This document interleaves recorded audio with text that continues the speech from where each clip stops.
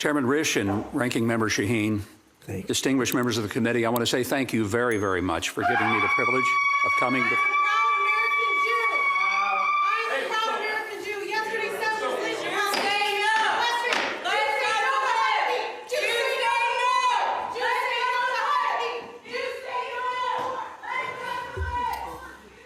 Sorry about that. Committee will come back to order, and Mr. Huckabee, please proceed. I will mark them down undecided, Senator. I want to thank you for the privilege of coming before you today as you conduct the constitutional obligation of advise and consent of those who have been nominated by the President to serve as an ambassador to our beloved nation. The founders recognized that Senate approval was not necessarily Senate agreement with the President, his policies, or even with those he selected to represent him. But the Senate affirms that those nominated be thoroughly examined to determine moral and legal fitness to serve. I'm aware that not everyone on this committee will agree with the President's policies or his personnel choices in his administration. I'm not here to articulate or even defend my own views or policies, but rather to present myself as one who will respect and represent the overwhelmingly elected President. President Trump's historic first-term success with the Abraham Accords, I believe, gives us real hope of what will happen over the next 4 years.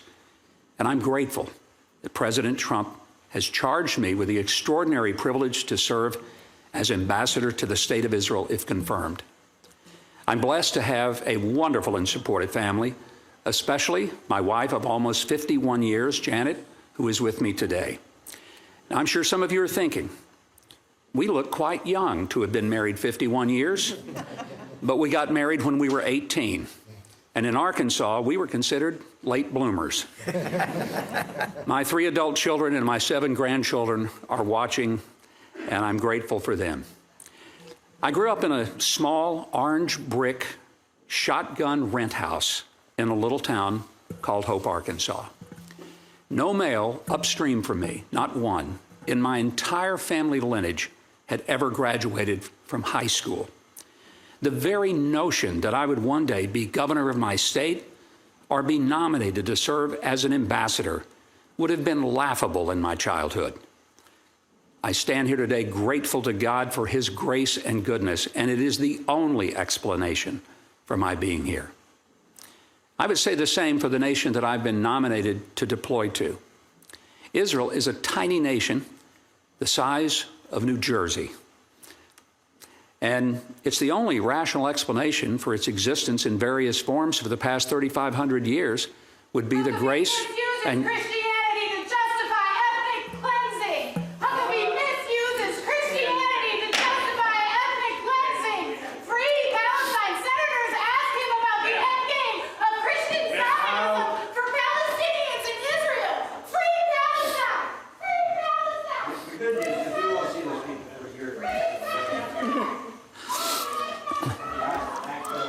Well, the good news is they're not members of my family, which might be the case protesting me sometimes. I first visited Israel almost 52 years ago. It was the summer of 1973. It was just 3 months before the Yom Kippur War. I was 17 years old, right out of high school. It was a month before my 18th birthday. And despite my growing up in poverty, my soon-to-be college roommate came from an affluent family. We really were the prince and the pauper. My friend wanted to take a senior trip to the Middle East. Now, his father was willing to let him go, but only if I went along, and the father offered to pay my way to make it possible. In that summer, we went to Jordan, Lebanon, Syria, Greece, Turkey, Cyprus, and Israel. All of them were fascinating, but it was Israel that had an impact on me that 52 years later, I still find hard to explain. I started taking groups of people to visit there in 1981. I've led tens of thousands of people to visit the Bible lands. The number of trips that I've made there probably approximates 100. I've made deep and lasting friendships among Jewish and Arab populations. Israel and U.S. have desecrated the Holy Land. Desecrating the Holy Land. Ethnic cleansing. Stop the ethnic cleansing. Thank you, Senator. I still believe it is the promised land. It's holy ground to Jews, Christians, and Muslims. Since 1948, when Israel was finally recognized as an independent Jewish state, it has always been under attack.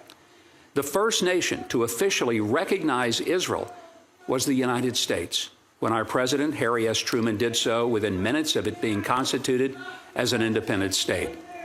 Israel faced an immediate war in 1948 from the nations that surrounded it.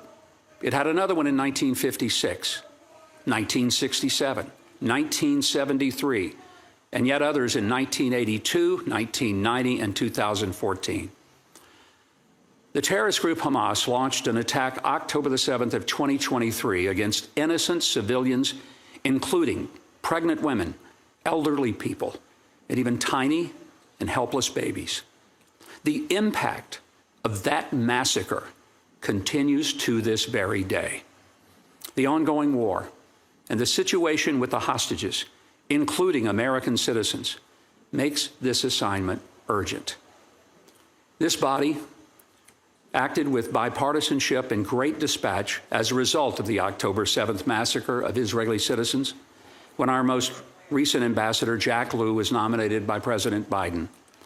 And that sense of urgency has not dimmed.